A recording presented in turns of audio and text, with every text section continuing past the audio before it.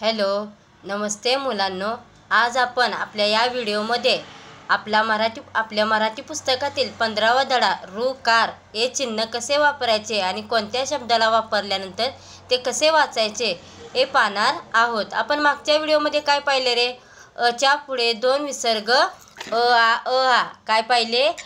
च्या पुढे 2 विसर्ग आ याचे शब्द बघितले. कोणते बघितले? उशकान, नमहा, पुन्हा आहे ना, हे शब्द आपण बघितले. मग ते शब्द झाल्यानंतर रू कार सुद्धा आपण ऋषी म्हणतो की नाही, मग त्याचेच पण शब्द असतात. मग ते आपण आता पाहूया. बघा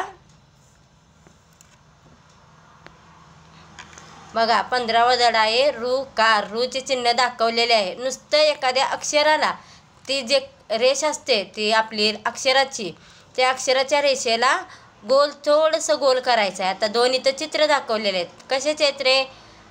मृग म्हणजे हरिण.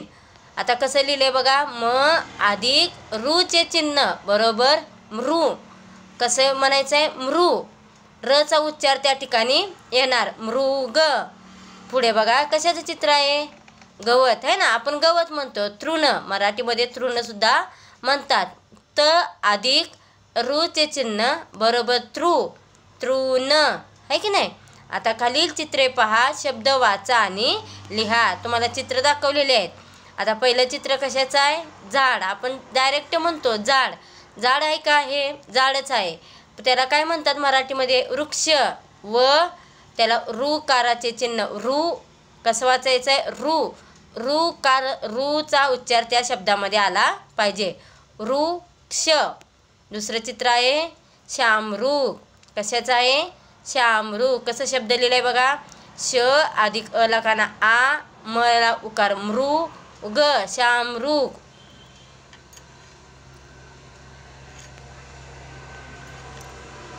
कसं चित्र आहे? शामरूग आहे. शामरूग. पुढचं चित्र आहे आकृती. आकृती म्हणजेच काय? शेप्स. आपण मॅथ्समध्ये काय म्हणतो? शेप्स. सर्कल, ट्रँगल, स्क्वेअर आहे की नाही, रेक्टँगल, हे काय सगळे शेप्स आहेत. मराठीत काय म्हणतात? आकृती. अ ला काना आ, क ला रूचे चिन्ह दिले आहे. कृती. आकृती. त्याला दुसरी वेलांटी ती. आकृती. पुढचं काय आहे? मृदंग.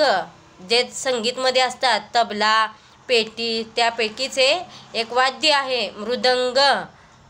म ला काय केलेलं आहे? रू काराचे चिन्ह दिलेलं आहे. द वरती अनुस्वार. दंग, मृदंग. पुढं काय आहे? घर. घराला समानार्थी शब्द आहे गृह. ग ला काय केलेलं आहे? रू काराचं चिन्ह दिलेलं आहे. गृह. पुढचं चित्र आहे राजा. बघा नृप.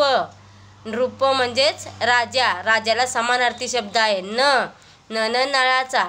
त्याला काय केलेलं आहे? रू काराचं चिन्ह दिलेलं आहे. नृप.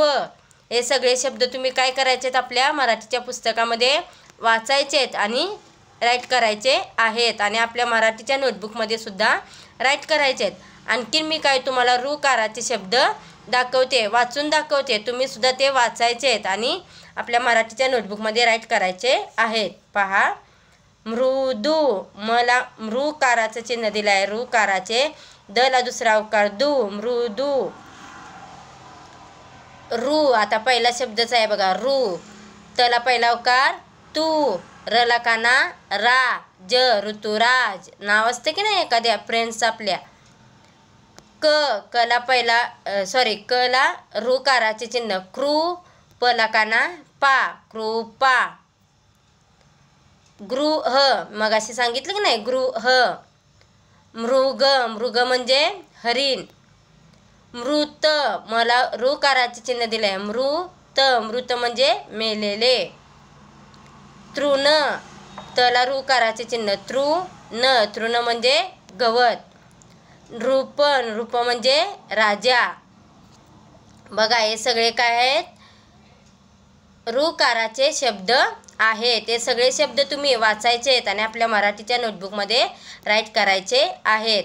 आता पुढचा लेसन आपण पुढच्या व्हिडिओमध्ये बघू. बाय.